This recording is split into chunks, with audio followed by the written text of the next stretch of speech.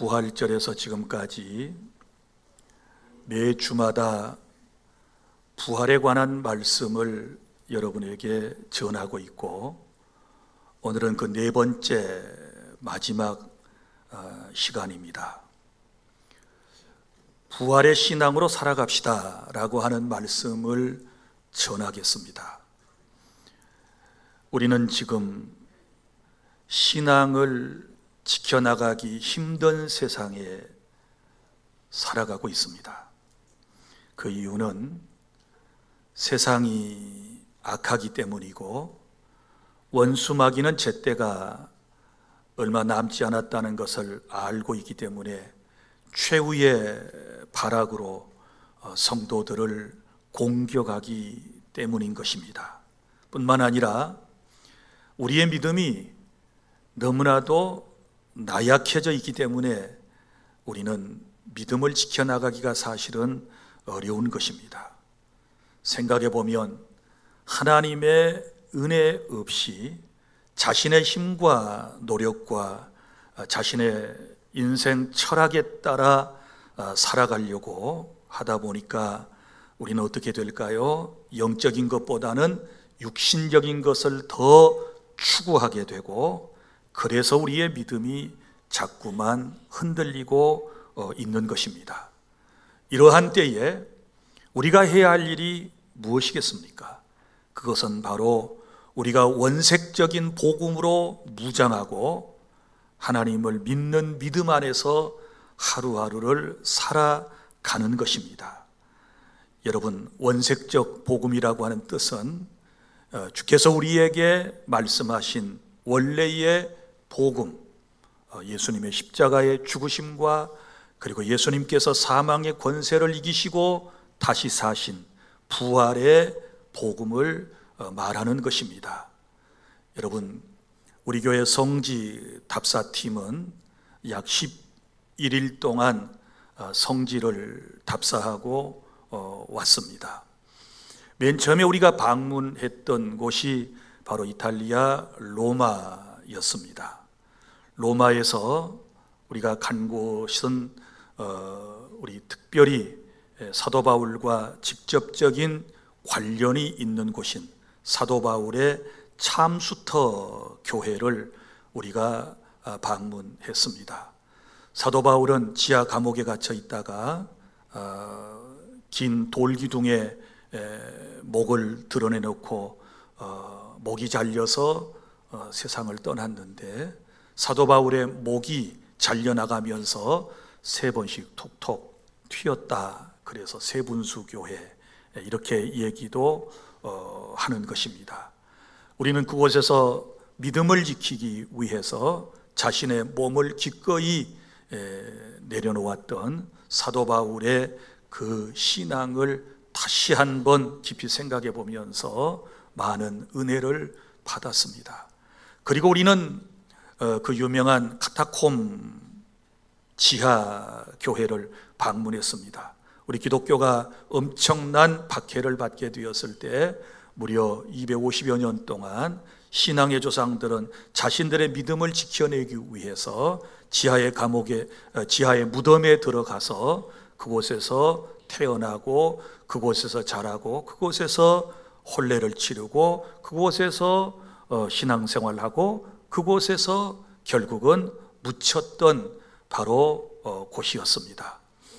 믿음이 도대체 무엇이길래 그들은 수백 년 동안 그 지하의 공동묘지에서 신앙생활하며 주님을 섬겼던 것일까? 또 콜로세움 경기장을 우리가 원형 경기장을 밖에서 보았습니다. 여러분이 잘 아시는 것처럼 그곳은 바로 초대교회 그리스도인들이 신앙을 지켜내기 위하여 사자들과 싸우다가 맹수의 밥으로 사라졌던 바로 그런 역사적인 공간인 것입니다. 또 터키로 우리가 넘어가서는 터키의 괴레메 동굴 지역, 그리고 테링구유 지하 도시 등을 또 방문을 했을 터인데, 그곳에서는 역시 믿음의 사람들이 박해를 피하여 그곳에서 태어나고 자라고 또 공부하고 그곳에서 삶을 마쳤던 그 역사적인 현장을 우리는 똑똑히 보고 왔습니다. 자, 다녀오신 분들은 깊은 자기 성찰과 함께 믿음의 고귀성과 신앙의 선조들이 어떻게 자신의 믿음을 지켜왔는지를 충분히 깨닫고 적어도 눈물이라도 쏟고 왔어야 할 곳이었습니다.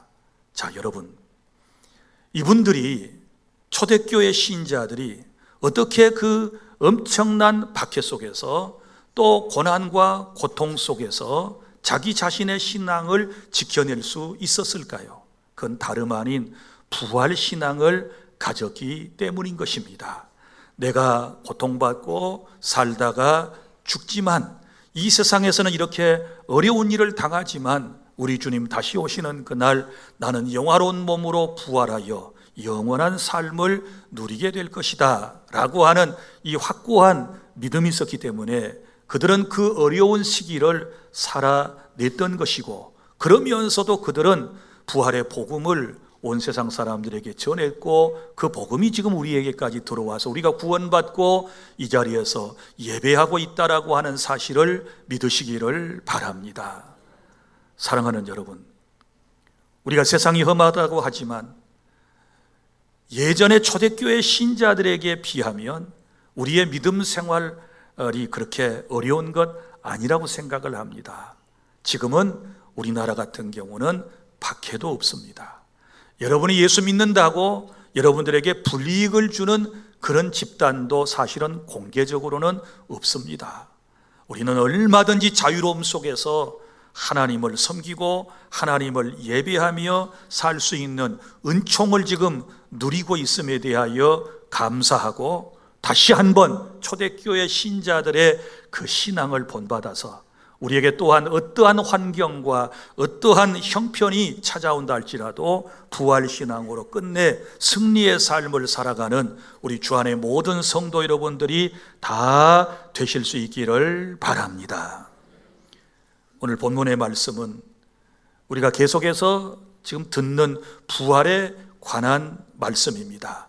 첫째는 50절부터 53절까지 말씀, 주님이 재림하실 때 부활이 있다라고 하는 말씀이 기록되어 있습니다. 자, 주님이 재림하실 때에 왜 사람이 부활을 해야 하는가에 대한 말씀이거든요. 여기 말씀을 정리하면 이런 내용입니다. 혈과 육으로 구성된 현재의 몸을 가지고는 완성된 하나님의 나라에 들어가서 살 수가 없어요. 그래서 하나님의 나라를 유업으로 받을 수 없다, 이렇게 말씀을 했습니다. 새로운 세상, 새로운 환경에 들어가기 위해서는 반드시 주님께서 우리에게 말씀하신 것을 우리가 거쳐야 되는데, 그 첫 번째가 뭐냐? 우리 주님이 마지막 나팔 소리와 함께 이 땅에 오시거든요. 이걸 우리는 재림이라고 그래요. 주님이 재림하실 때에 두 가지 놀라운 일이 일어난다고 성경은 말씀을 하고 있는데, 먼저는 주님이 재림하실 때까지 살아남아 있는 사람들입니다. 살아있다가 주님을 만나는 사람도 있을 것 아니겠습니까? 그런 사람들은 어떻게 될까요? 영생의 부활에 참여할 수 있도록 신령한 몸으로 순식간에 변화되어서 결국은 공중에 끌려 올림을 당하여 주님을 만나게 될 것이다, 이렇게 말씀을 해 주셨고, 그 다음에 또 한 부류의 사람들이 있지요. 이미 예수님을 믿고 죽은 사람들이에요. 그 사람들은 지금 무덤에 있는 것입니다. 자, 그 사람들은 어떻게 될까요? 다시는 썩지 아니할 새로운 몸으로 살아난다, 부활하여서 예수님을 만나게 된다, 이렇게 말씀을 해 주셨습니다. 그래서 53절에 보면 이 썩을 몸이 반드시 썩지 아니할 몸, 죽지 아니할 몸으로 변화한다라고 말씀을 하셨는데, 이 신앙에 대한 확고한 믿음을 여러분이 가지실 수 있기를 바랍니다. 주님이 다시 오실 때 여러분, 다시 말하지만 살아있는 우리는 신령한 몸으로 변화해서 주님을 만나고, 이미 죽었던 사람은 다시 새로운 몸으로 부활해서 주님을 만나 영원한 삶에 들어간다라고 하는 것이 우리 주님이 우리에게 말씀하신 원색적인 복음이라고 하는 사실을 믿고 확신하시기를 바랍니다. 그 다음에 둘째는 54절부터 57절까지 말씀입니다. 이 부활의 의미, 부활이라고 하는 것은 우리에게 승리를 가져다 주었다라고 하는 것입니다. 예수님의 부활과 그리고 그의 뒤를 이어 우리가 부활하게 될 것인데, 이 부활은 첫째, 사망에 대한 승리이다. 54절부터 55절까지의 말씀을 하고 있습니다. 우리의 몸이 썩지 않고 죽지 않는 몸으로 부활할 때 이 사망이 영원히 멸망당하리라고 하는 구약성경 이사야 25장 8절 말씀이 성취된다라고 말씀을 하고 있습니다. 그러니까 부활이 사망을 이기게 되는 것입니다. 믿으시기를 바랍니다. 그리고 또 하나의 승리가 있는데 56절에 보면 부활이 우리에게 가져다주는 승리는 죄와 율법에 대한 승리라고 말씀을 하고 있습니다. 여러분, 사망은 죄 때문에 온 것입니다. 율법은 우리의 죄를 깨닫게 해주었고, 율법의 정죄로 말미암아 결국은 우리가 사망 선고를 받은 것이었습니다. 사랑하는 성도 여러분, 율법에 자신을 비추면 모두가 다 죄인입니다. 율법은 악한 것이 아닙니다. 율법은 선하고 의로운 것이고, 그리고 거룩한 것이고 영적인 것입니다. 그러나 한 가지 약점이 있는데, 그것은 바로 죄의 문제는 해결하지 못한다라고 하는 것입니다. 그래서 율법 아래 있는 인생이 율법에서부터 벗어나는 방법은 율법대로 죽는 길밖에 없는 것입니다. 이제 율법에 따라 예수님과 내가 함께 죽었고 예수님과 내가 다시 함께 살아났으니 우리는 자유요 승리를 얻게 되었다. 그래서 57절에 뭐라고 말씀합니까? 그러므로 우리는 주 예수 그리스도로 말미암아 승리를 두시는 하나님께 감사해야 될 줄로 믿으시기를 바랍니다. 예수 그리스도의 부활과 그리고 우리의 부활을 통하여 우리는 사망과 그리고 죄와 율법으로부터 벗어나 완전한 자유를 얻고 주의 나라에서 영원히 주님과 함께 살게 된다는 확실한 믿음이 우리 안에 있을 때 우리는 이 말세지 말에 우리의 믿음을 지켜낼 수가 있는 것입니다. 이러한 신앙으로 철저히 무장하는 주 안의 모든 성도 여러분들이 다 되시기를 바랍니다. 셋째, 오늘 58절입니다. 이제 이 부활을 믿는 우리는 어떻게 살아야 할까요? 지금까지 고린도전서 15장에서 부활에 대한 얘기를 쭉 했지 않았습니까? 바로 그 결론 말씀이 오늘 58절 말씀이라고 보시면 되겠습니다. 자, 먼저는 어떻게 살아야 되느냐? 부활을 믿는 우리의 신앙이 흔들려서는 안 된다라고 하는 말씀인데요, 우리 58절 다 함께 낭독합니다. 시작. 그러므로 내 사랑하는 형제들아, 견실하며 흔들리지 말고 항상 주의 일에 더욱 힘쓰는 자들이 되라. 이는 너희 수고가 주 안에서 헛되지 않은 줄 알미라. 아멘. 자, 부활의 신앙이 흔들리지 않아야 된다, 이 말씀이거든요. 지금 이 말씀은 사도 바울이 고린도 교회 성도들에게 지금 편지로 보낸 말씀이거든요. 그러면 보세요. 고린도 교회는 사도 바울이 개척을 했습니다. 그곳에서 몇 년 동안 복음을 전하고 교회를 세웠습니다. 교회를 세울 때에 그가 분명하게 전했던 것은 예수님의 십자가, 예수께서 나의 죄 때문에 나를 대신하여 십자가에서 피를 쏟고 죽으심으로써 우리의 죄의 문제가 해결되었다라고 하는 것과, 그리고 예수님께서 죽으신 지 사흘 만에 다시 사심으로써 사망의 권세를 깨뜨리시고 부활로 우리에게 영생을 주셨다라고 하는 이 메시지를 선포해 가지고 교회가 세워졌거든요. 그리고 바울은 그곳을 떠났습니다. 그리고 지금은 에베소에 거주하고 있습니다. 그런데 자신이 개척하고 떠나왔던 그 교회에서 여러 가지 소식이 들려옵니다. 교회 안에 여러 가지 문제들을 가지고 사람들이 찾아옵니다. 거기에 대하여 답변을 좀 해달라는 것입니다. 그 중에 하나가 바로 부활에 관련된 문제였던 것입니다. 여러분이 고린도 교회가 위치한 지역을 보면 그곳이 옛날 헬라 땅, 지금의 그리스였다라고 하는 것을 알 수 있을 것입니다. 아드리에를 쭉 끼고 반도로 쭉 내려오면 아테네가 있고, 아테네에서 밑으로 쭉 내려오면 고린도가 있습니다. 고린도는 섬이 아닙니다. 그냥 지명입니다. 지금은 운하가 뚫려가지고 섬처럼 되어 있지만 본래는 반도입니다. 그런데 이 고린도는 우상의 도시입니다. 아테네도 그렇지만 바로 그곳에 복음을 전했고 그곳에 하나님의 은혜로 교회가 세워진 거예요. 그런데 자, 처음에 말씀드렸죠. 바울은 십자가와 부활을 전하고 떠났다고 그랬습니다.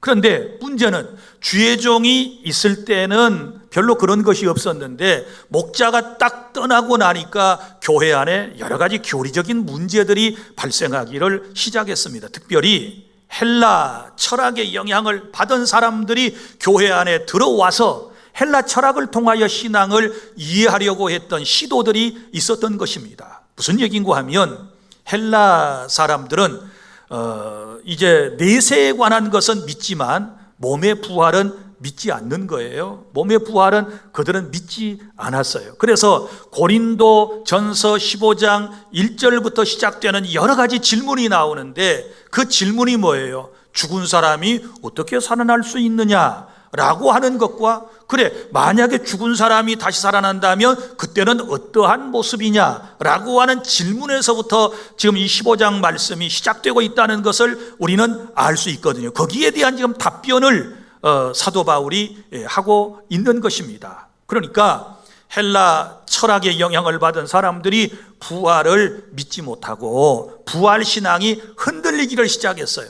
여기 견실하여 흔들리지 말고 라고 하는 것은 도대체 무엇에 견실하고 무엇에 흔들리지 말아야 되는가 라고 했을 때 이것은 부활에 관한 문제인 것입니다.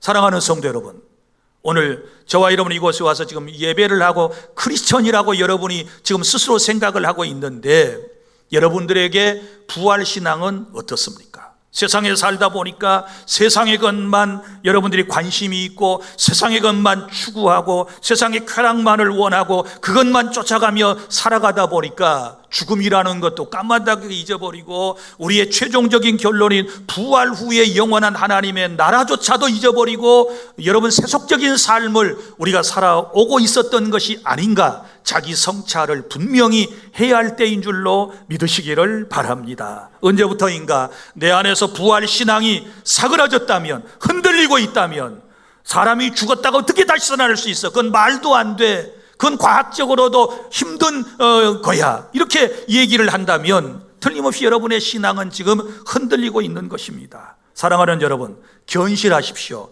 하나님의 말씀 위에 서시기를 바랍니다. 주님이 우리에게 말씀하신 대로 믿으시기를 바랍니다. 그리하여 이제는 흔들림이 없이 부활 신앙을 가지고 저와 여러분은 승리해야 될 줄로 믿으시기를 바랍니다. 사람은 죽지만 다시 삽니다. 그리고 죽음 이후에, 부활한 이후에 심판이 있다라고 하는 것은 주님이 우리에게 말씀해 주신 바이기 때문에 우리는 추워도 의심 없이 이 사실을 믿고 받아들여야 될 줄로 믿으시기를 바랍니다. 여러분, 견실하여 믿음에 굳게 서서 흔들리지 말아라, 이렇게 주님께서 우리에게 말씀을 해주셨는데요, 여기 흔들리지 말아라 그랬잖아요. 우리 예수님을 믿다가 부활신앙뿐만 아니라 여러 가지 상황에서 흔들릴 때가 너무 많이 있다는 것을 저는 잘 알고 있습니다. 왜 주의 일을 하다가 하나님을 섬기다가 여러분의 신앙이 흔들립니까? 나름대로 주의 일을 열심히 했는데 칭찬과 보상은커녕 사람들에게 시기와 질투의 대상이 되고 비난의 대상이 되었을 때 우리의 신앙은 자꾸만 흔들릴 수가 있는 것입니다. 뿐만 아니라 열심히 기도했는데 응답은 없고 상황은 점점 더 악화되어 가고 이런 형편에 처하게 되면 내 믿음이 잠깐 동안이라도 누구나 다 흔들림을 경험할 수 있었을 거예요.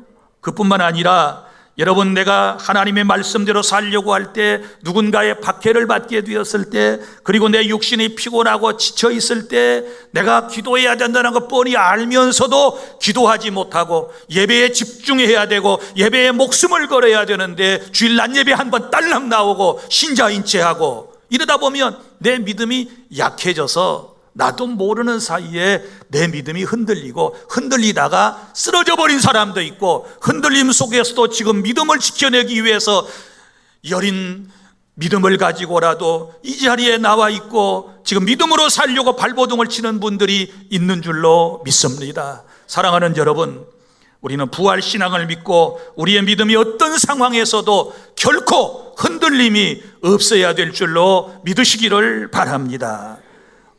부활을 믿는 우리 어떻게 살아야 할까요? 두 번째는 주의 일에 힘쓰시기를 바랍니다. 오늘 주께서 우리에게 말씀하셨습니다. 항상 주의 일에 더욱 힘쓰는 자들이 되라. 주의 일에 힘써라. 그런데 어떻게 힘써요? 항상 그랬습니다. 변함없이, 이런 뜻이거든요. 슬플 때나 기쁠 때나, 그리고 망했을 때나 성공했을 때나, 건강했을 때나 병들었을 때나, 가정이 화목했을 때나 가정이 깨어졌을 때나, 내 마음에 상처가 있을 때나 없을 때나, 어떤 환경을 다 우리가 통과하고서라도 다 모든 것을 극복해내고 하나님 앞에 늘 변함없는 마음을 가지고 주의 일에 더욱 힘써야 한다라고 하는 말씀인 줄로 믿으시기를 바랍니다. 그런데 여기 더욱 주의 일에 힘쓰라. 현재에 만족하지 말고 나 이 정도 신앙생활 하면 잘하고 있는 거야, 그건 만족하지 말고, 그거 가지고 여러분이 스스로 행복한 채 하지 말고 더욱, 이 말이에요. 신앙은 항상 더욱이에요. 더욱. 지금보다 더 해야 돼요. 전진이 있어야 돼요. 믿습니까? 신앙생활은 날마다 더해가야 될 줄로 믿으시기를 바랍니다. 말씀과 기도가 더해가야 되는 거예요. 은혜가 날마다 더해가야 되는 거예요. 그래야 주님 앞에 기쁨이 될 수 있는 줄 믿으시기를 바랍니다. 자, 그러면 주의 일에 힘쓰라 그랬는데 또 주의 일은 뭘까요? 여러분, 주의 일이 뭐냐를 우리가 알려면 사도행전 1장 3절 말씀을 살펴볼 필요가 있습니다. 거기에 보면 주님의 일은 하나님 나라의 일이다, 이렇게 말씀을 해요. 예수께서 살아 계실 때에 부활하시고 40일 동안 계실 때 하나님 나라 일을 전파하셨다. 하나님 나라의 일, 이것이 주님의 일이거든요. 그럼 하나님 나라가 나왔으니까 금년에 우리 교회 표어가 하나님 나라를 위하여 이잖아요. 하나님 나라. 그 하나님 나라가 뭐냐? 현재적 하나님 나라와 미래적 하나님의 나라가 있다고 여러분에게 몇 번이나 설명을 드렸습니다. 현재적 하나님의 나라는 내가 주님을 믿고 주님이 내 안에 계시며 내 마음과 내 삶을 통치하고 다스리시는 그 삶의 영역을 현재적 하나님의 나라라고 말씀을 드렸고, 그리고 미래적 하나님의 나라는 주님이 오심으로써 어떤 영역이 있는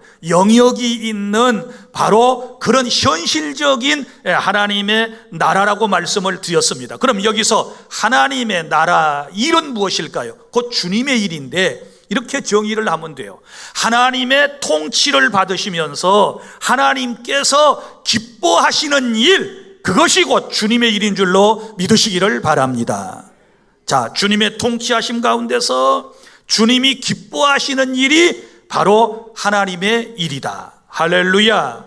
그러니까 여러분이 착각하지 마셔야 할 것은 주의 일, 하나님의 일, 그러면 교회 안에서만 하는 일, 목사와 선교사들과 교회 중직자들만 하는 일, 이렇게 생각을 하면 이건 성경을, 하나님의 뜻을 잘못 이해한 거예요. 하나님의 일의 개념은 결코 그런 게 아닙니다. 하나님이 기뻐하시는 일이 곧 하나님의 일이고 주님의 일이에요. 그러면 우리가 내 삶의 전체적인 영역에서 지금 여러분들이 하고 있는 일이 한번 생각해 봐요.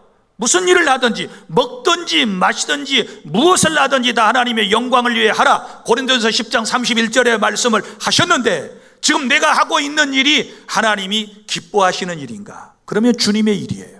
믿습니까? 그러나 지금 내가 좋다고 하고 내가 기뻐서 하고 하는데 이게 하나님하고는 관련이 없어요. 내 좋아서, 내 만족을 위해서, 내 출세와 내 이름과 내 성공을 위해서 하는 일이라면 주님 나라하고는 아무런 상관도 없는, 그건 하나님의 일도 아닌, 아무런 그것도 하나님 앞에 인정받을 수 없는 일이라고 하는 사실을 여러분이 깨달을 수 있기를 바랍니다. 다시 한번 점검해 보세요.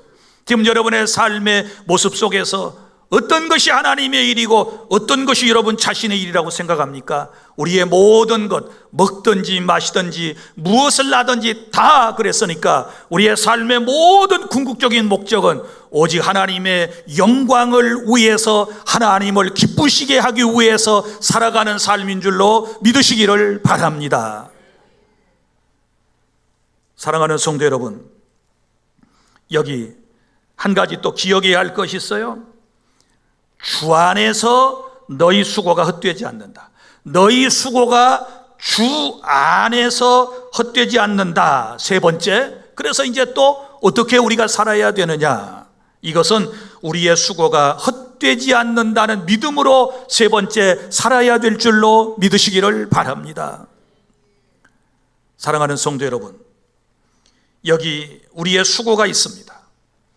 주 안에서 수고해야 한다라고 성경은 우리에게 강조를 하고 있습니다. 여러분들이 주 안에서 주의 이름으로 누군가 이웃을 섬겼다면 바로 하나님께서 그 일을 기억하시고 여러분의 수고가 헛되지 않도록 이 땅과 하나님의 나라에서 보상과 상급으로 함께해 주실 줄로 믿으시기를 바랍니다. 그래서 우리 주변에 힘들고 어려운 사람들, 지역에 소외된 사람들을 우리는 정성을 다하여 섬겨야 하나님께서 기뻐해 주실 줄로 믿으시기를 바랍니다. 그리고 또한 주님의 몸인 교회를 위하여 헌신하시고 수고한 모든 수고가 결코 헛되지 아니할 줄 믿습니다. 교회 공동체가 무엇입니까? 주님의 몸인 공동체라고 그랬습니다. 우리 주님이 2번 성육신을 하셨다고 흔히들 얘기를 해요. 그건 무슨 얘기인고 하면 이런 얘기예요. 2000년 전에 우리를 죄에서 구원하기 위해 유대 땅 베들레헴 말구유의 인생으로 사람으로 오신 것이 첫 번째 성육신이고, 그 다음에 두 번째는 예수님께서 십자가에 죽으시고 부활 승천하시면서 구속사역을 다 마치시고 난 이후에 이 땅에 자신의 몸인 교회를 두고 가셨어요. 할렐루야. 그래서 교회는 예수 그리스도의 제2의 성육신 현장이라고 그러는 것입니다. 그래서 주님의 몸인 교회를 통해서 구원받은 우리가 신앙생활하고, 교회는 어머니와 같잖아요. 어머니와 같은 교회의 보살핌을 통하여 여러분의 믿음이 성장하고 주님을 섬기다가 결국은 우리가 아버지 하나님께로 돌아가게 된다라고 하는 사실을 믿으시기를 바랍니다. 그러니까 이 땅에서 가장 소중한 기관은 교회 공동체입니다. 요즘 어떤 사람들은 교회 없이도, 교회를 떠나서도 예배한다고 그러고 신앙생활 한다고 그러고 주일 예배에 참석지도 않으면서 크리스천이라고 서슴없이 말하는 사람들이 있는데 그건 하나님의 말씀을 제대로 깨닫지 못해서 그러는 거예요. 믿습니까? 히브리서 10장 25절, 그날이 가까움을 볼수록 더욱 그리하자, 모이게 힘쓰라 라고 하는 말씀을 주셨거든요. 그래서 교회 공동체 안에 모여서 주의 일에, 교회 일에 힘쓰게 되었을 때 우리 하나님께서는 너희 수고가 주 안에서 헛되지 않을 것이다. 할렐루야. 주님이 기억하고 계셨다가 분명하게 금생과 내생에 놀라운 복과 상급으로 멸관을 준비하셨다가 우리에게 허락해 주실 줄로 믿으시기를 바랍니다.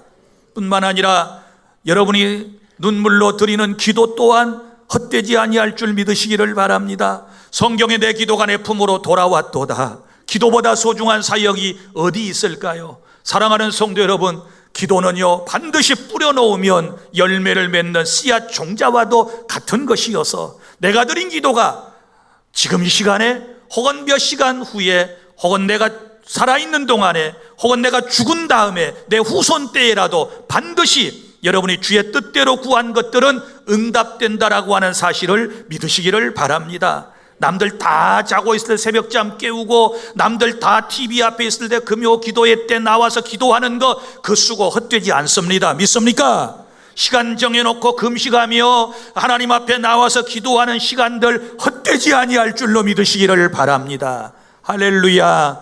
반드시 응답의 그날이 올 줄로 믿으시기를 바랍니다. 무엇보다도 헛되지 않은 것이 있으니 그것은 바로 복음을 전하는 일입니다. 예수 그리스도의 십자가와 부활을 증거하게 되었을 때 그 복음을 듣는 사람들이 주님께로 돌아오는 역사가 있게 될 줄로 믿으시기를 바랍니다. 사도행전 13장 48절 영생을 주시기로 작정된 자는 다 믿더라. 할렐루야. 하나님 앞에 선택받은 사람은 여러분이 전하는 십자가와 부활의 복음을 통하여 예수님을 구주로 영접하고 구원받고 하나님 나라 백성이 되는 은총을 입게 되기 때문에 절대로 여러분들의 전도는 헛되지 아니하다. 할렐루야. 이것을 믿는 사람만이 끊임없이 나가서 복음을 전하고 가족들을 주님의 품으로 인도해내게 될 줄로 믿으시기를 바랍니다. 사랑하는 주 안의 성도 여러분, 우리가 예수님을 믿고 이 험한 세상을 승리하며 살아가는 길은 오직 예수 십자가의 사랑과 죽음, 그리고 나를 영원히 살리시기를 원하셔서 부활하신 그 주님의 은총을 믿고 살아가는 것인 줄로 믿습니다. 이제는 말씀과 믿음 위에서 흔들림 없이 믿음의 삶을 살아가야 할 것입니다. 변함없이 주의 일에 더욱 힘쓰는 자들에게 다시 오실 주님께서 상급을 예비하고 계시다는 이 믿음을 가지고 하루하루를 잘 견뎌내실 수 있기를 바랍니다. 이제 말씀을 정리합니다. 사랑하는 성도 여러분, 우리 기독교는 예수 그리스도의 십자가와 부활 위에 세워졌음을 믿으시기를 바랍니다. 예수님의 부활과 또 나 자신의 부활의 그날을 믿는 사람은 어떤 상황과 어떤 형편, 즉 육신의 질병과 교통사고의 장애로, 그리고 사업이 부도나고 경제적 어려움을 당하고 입시의 실패, 또 가정의 해체, 여러 가지 사람을 통한 마음의 상처를 입었다 할지라도 인내하면서 주님 다시 오실 그날과 부활의 그날을 바라보며 승리의 삶을 살아가게 될 줄 믿습니다. 이제는 부활신앙 가지고 이 부활하신 주님을 온 세상 사람들에게 증거하며 복된 하루를 살아가는 주 안의 모든 성도 여러분들이 다 되시기를 바랍니다. 기도하겠습니다.